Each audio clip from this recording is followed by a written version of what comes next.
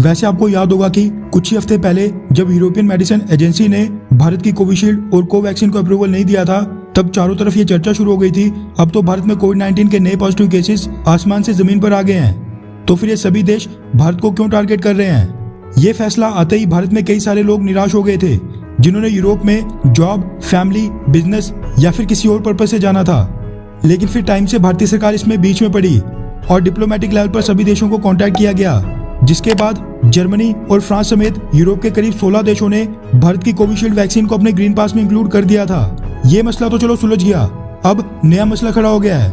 Middle east के कई देशों ने तो पहले ही भारत में सेकेंड वेव के बाद से ही भारत को ट्रैवल बैन वाले देशों की लिस्ट में रख दिया था, जिसकी वजह से भारत से मिडिल ईस्ट के मैक्सिमम देशों में डायरेक्ट फ्लाइट्स बिल्कुल बंद हो गई थी।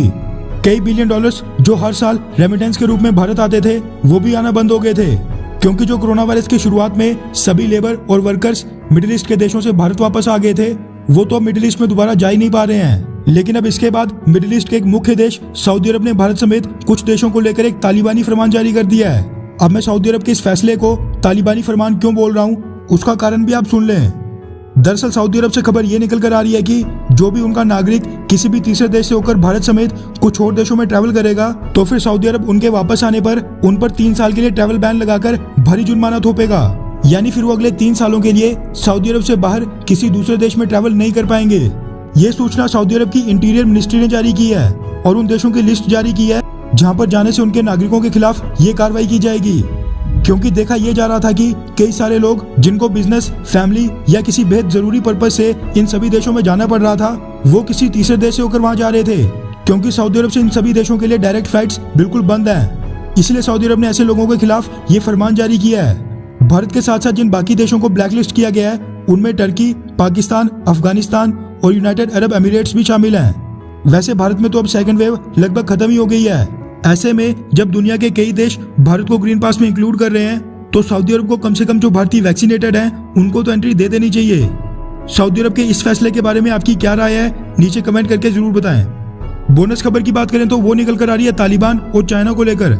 दरअसल मीडिया रिपोर्ट्स ये निकल कर आ रही है कि तालिबानियों का एक डेलीगेशन चाइना गया हुआ है, जहाँ पर उनकी मुलाकात चाइना के विदेश मंत्री समेत सीनियर लीडरशिप से होने वाली है। माना यह जा रहा है कि 13 चाइनीज नागरिकों के मारे जाने के बाद चाइना अब अफगानिस्तान तालिबानियों को लुभाने में लग गया है, ताकि वो पाकिस्तानी तालिबानियों का साथ ना दें और ना ही उनका समर्थन करें। साथ में चाइना अफगान तालिबानियों से एश्योरेंस भी ले रहा है कि वो मुस्लिम उम्मा के नाम पर शिनजियांग के वीगर मुसलमानों का समर्थन नहीं करेंगे और ना ही वो मुद्दा कभी उठाएंगे। बदले में चाइना तालिबानियों के टेक ओवर के बाद अफगानिस्तान की डेवलपमेंट में मेजर रोल प्ले करेगा, वहाँ पर कई बिलियन डॉलर्स की इन्वेस्टमेंट करेगा। वैसे आपकी जानकारी के लिए बता दूं कि चाइना अफगानिस्तान की राजधानी काबुल को अपने वन बेल्ट वन रोड के साथ जोड़ना चाहता है। साथ में चाइना ये भी चाहता है कि जो पाकिस्तान में उसके प्रोजेक्ट्स हैं, उनको नुकसान ना पहुंचाया जाए। यानी अब चाइना भी तालिबानियों को लंबी लंबी कारों और 7 स्टार होटल्स में होस्ट करने लगा है। भारतीय सरकार और चाइना यहाँ भी आमने सामने है। एक तालिबानियों को सपोर्ट कर रहा है तो दूसरा अफगानिस्तान की सरकार को। वैसे आपको क्या लगता है कि जिस तरह अमेरिका, रशिया और चाइना ने तालिबानियों से हार मानकर बातचीत शुरू कर दी है, क्या वैसे हमें भी तालिबानियों के साथ बातचीत कर लेनी चाहिए, हाँ या फिर नहीं? नीचे कमेंट करके अपनी राय जरूर बताएं। अच्छा सुनो, चैनल को सब्सक्राइब करो, उसके बाद घंटी बजा देना ताकि अगली वीडियो आपसे मिस ना हो पाए।